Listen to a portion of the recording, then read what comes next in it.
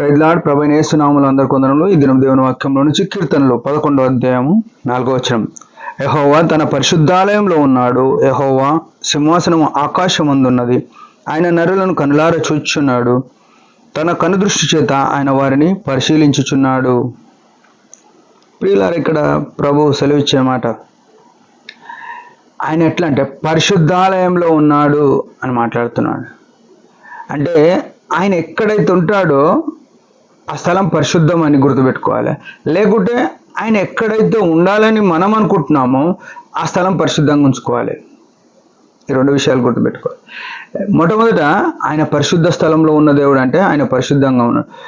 ప్రకటన 3:20లో ఏముందంటే, ఇదిగో నేను తలుపు వద్ద నిల్చుండి తట్టుచున్నాను అంటే మన హృదయ ద్వారం యొద్ద ఆయన తట్టినప్పుడు, ఆయన రక్షణ సువార్త వచ్చినప్పుడు, ఆయన సిలువను గూర్చిన వార్త మన యుద్ధకు వచ్చినప్పుడు మనం వివేచించి ఆయనను ఆహ్వానించకపోతే, చూడండి ఎంత విచిత్రము, ఆయనను ఆహ్వానించకపోతే ఆయన బయట ఉంటాడు.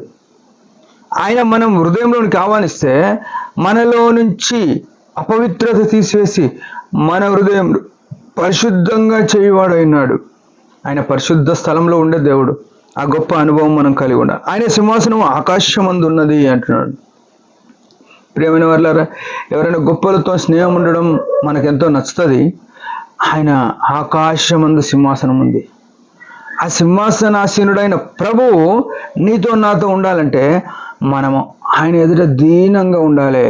యెషయా గ్రంథం 57, 15, 16, 17 వచనాలు ఏమనంటే, మహాగణుడు మహోన్నతుడైన వాడు ఇలాగ సెలవిచ్చినవాడు. ఏమనంటే, నలిగిన వారి యొద్ద, దీన మనసు గల వారి యొద్ద, వినయము గల వారి యొద్ద ఆయన జీవిస్తున్నాడంట, ఆయన నివసిస్తున్నాడంట. మన యొద్ద నివసించాలంటే మనలో దీనత్వం ఉంటే ఆకాశమందు సింహాసనం ఉన్న దేవుడు మనతో ఉంటాడు అనే విషయం మనకు. ఆయన ఏం చేస్తాడు? నరులను కనులార చూచుచున్నాడు. ఎందుకు చూస్తున్నాడు? ఎవరు తప్పుదోవలో నడుస్తారో వారిని సరిచేద్దామని చూస్తున్నాడు. ఎవరు పాపంపై ప్రయాణం అవుతారో వారిని ఉద్ధరిద్దామని చూస్తున్నాడు. ఆయన నశింపజేసే దేవుడు కాదు, నశించిన దానిని వెతికి రక్షించడానికి ఈ లోకానికి వచ్చిన దేవుడు. ఆయన ఇంకేమంటున్నాడు? ఆయన తన కను దృష్టి చేత ఆయన వారిని పరిశీలించుచున్నాడు. ఆయన తీక్షణంగా నిన్ను నన్ను చూస్తున్నాడు. ఎందుకంటే ఆయన ఆ గొప్ప శిలువ క్రయము కార్యం చేసిన తర్వాత మనం ఆయన నీతి మార్గంలో నడవాలని ఆయన పెట్టినప్పటికీ ఈనాటికి మనం అనేక సార్లు అవిధేయతలో ఉన్నాం, పాపంలో కొనసాగుతున్నాం. అట్లాంటప్పుడు ఆయన ఇంకా కన్నీరు కారుస్తూ పరిశీలనగా చూస్తున్నాడు. ఎట్లా వీళ్ళ కేసం ఏం చేయాలి, ఇంకేం చేస్తే బాగా అని ఆయన తన కృపలన్నింటినీ కుమరించి, తన ప్రేమంతా కుమరించి వేచి ఉండి మనల్ని పరిశీలన చేస్తున్నాడు. ఆయన పరిశీలన చేసినప్పుడు ఆయనలో మనం ఎట్లుండాలి? ఆయన దగ్గర నీతిగా నిందారహితంగా ఉండాలి. లేకపోతే ఆయన నుంచి మనకు శాపం వచ్చేదిగా ఉంది. ఆయన నుంచి ఆశీర్వాదాలకు బదులుగా శాపం. ఆయన ఆశీర్వాదాలు ఎంత హెచ్చుగా ఉన్నాయో ఆయన శాపం కూడా అట్నే ఉంటుంది. సొదొమ గొమొర్రా పట్టణంల మీద ఆయన ఆకాశం నుంచి అగ్ని కురిపించినాడు ఆయనకు అవిధేయులైన వారున్న కారణాన్ని.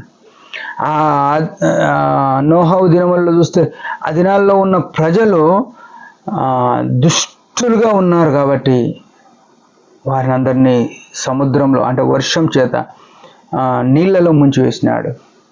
ఆయన అనుకుంటే ఏదన్నా సాధ్యమవుతుంది. ప్రియమైన వాళ్ళారు, మన జీవితాలు ఎట్లున్నాయి? ఆయన కోరుకున్న విధానంలో, ఆయన చెప్పిన విధానంలో మనం నడవడానికి మనం తగ్గించుకొని మన పాపాలు క్షమాపణ అడిగి ఆయన వెలుగులో ఆయన మహిమ కొరకు జీవిద్దాం, ఆయన చిత్తంలో జీవిద్దాం. దేవుడు మనలో ఉండడానికి, ఆయన సింహాసనం మనతో ఉండడానికి ఇష్టపడే దేవుడు అయినాడు. మనం అట్లా ఉండడానికి ప్రభు సాయం చేయను కాక చిన్న ప్రార్థన. ప్రభు తండ్రి, యేసు ప్రభు నామములో వందనాలు. ఇంతవరకు కాపాడినావు. నిజమే, నీవు పరిశుద్ధుడవు, పరిశుద్ధ ఆలయంలో ఉన్నవాడు.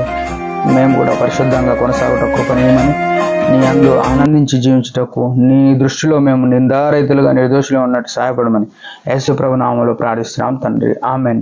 మీరందరి పరిచయం గురించి భారంగా ప్రార్థన చేయండి. Praise the lord.